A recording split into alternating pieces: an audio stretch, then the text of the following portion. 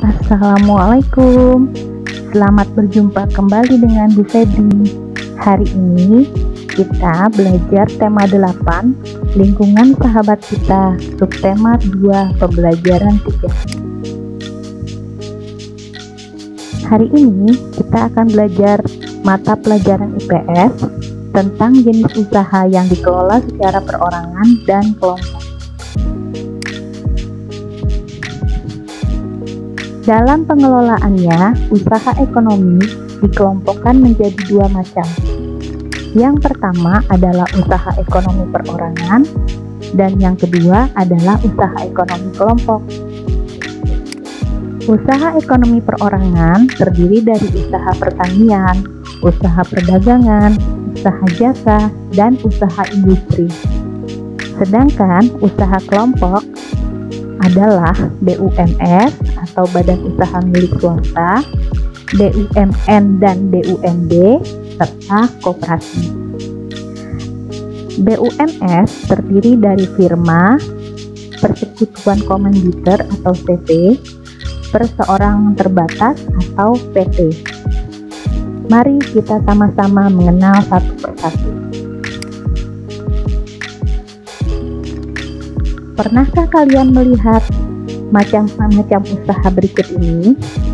Ada warung, ada bengkel, ada tukang jahit, ada industri perumahan.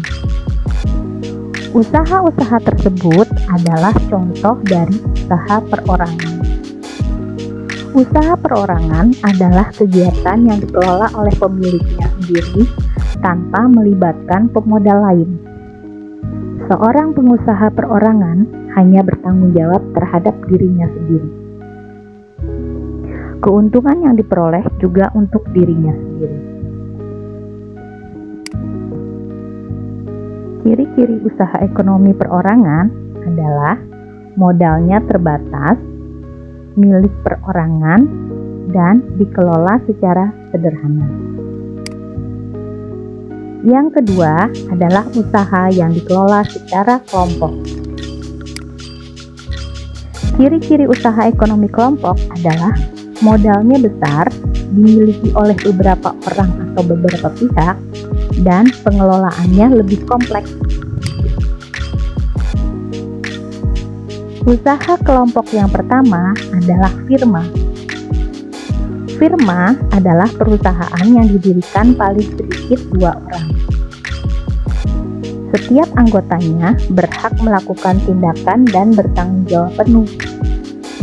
Keuntungan yang diperoleh dibagi sebanding dengan setiap anggota, dan resiko kerugiannya pun ditanggung bersama.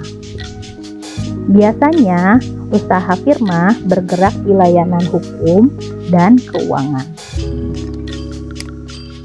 Usaha kelompok yang kedua adalah persekutuan komanditer atau disebut dengan CV. CV adalah usaha yang memiliki 2 macam anggota, yaitu anggota aktif dan anggota pasif. Anggota aktif berperan menjalankan roda usaha, dan anggota pasif bertanggung jawab dalam pemberian modal. Selanjutnya adalah perseroan terbatas atau disebut dengan PT. Perseroan terbatas adalah usaha ekonomi bersama yang modalnya berupa saham. Saham adalah surat tanda keikutsertaan menanam modal. Pemilik saham memiliki kewenangan terhadap perusahaan dan berhak mendapatkan laba perusahaan atau disebut dengan dividen. Selanjutnya, badan usaha milik negara atau biasanya disingkat dengan BUMN. BUMN adalah perusahaan milik negara yang dimiliki pemerintah negara Indonesia. BUMN bertanggung jawab atas kesejahteraan masyarakat Indonesia. Usaha BUMN seluruhnya atau sebagian modalnya dimiliki oleh negara. Dalam pengelolaannya, BUMN terdapat 2 kelompok. Yang pertama adalah Perum Yang kedua adalah PT. Contoh-contoh Perum adalah Damri, Pegadaian, dan Teruri. Sedangkan kelompok PT adalah Kereta Api, Garuda Indonesia, Pertamina, dan PLN. Usaha kelompok yang terakhir adalah koperasi. Koperasi merupakan usaha bersama berdasarkan azas kekeluargaan. Tujuan utama koperasi adalah untuk menyejahterakan anggotanya. Di dalam koperasi, semua anggota wajib membayar simpanan pokok. Koperasi pertama kali didirikan oleh Bapak Muhammad Hatta. Hingga kini, Bapak Muhammad Hatta dikenal sebagai Bapak Koperasi Indonesia. Ada berbagai macam bentuk koperasi. Yang pertama adalah koperasi konsumsi, yaitu koperasi yang menyediakan barang kebutuhan sehari-hari. Yang kedua adalah koperasi simpan pinjam yang menyediakan layanan simpan pinjam dana. Ketiga adalah koperasi produksi, yaitu yang menyediakan bahan baku produksi dan menyalurkan penjualan hasil produksi anggotanya. Keempat adalah koperasi jasa, yaitu koperasi yang menyediakan layanan atau jasa tertentu bagi anggotanya.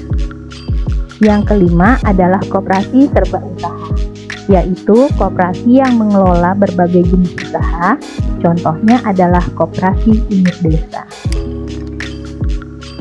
Berikut adalah contoh dari koperasi sekolah dan juga koperasi simpan pinjam yang ada di masyarakat.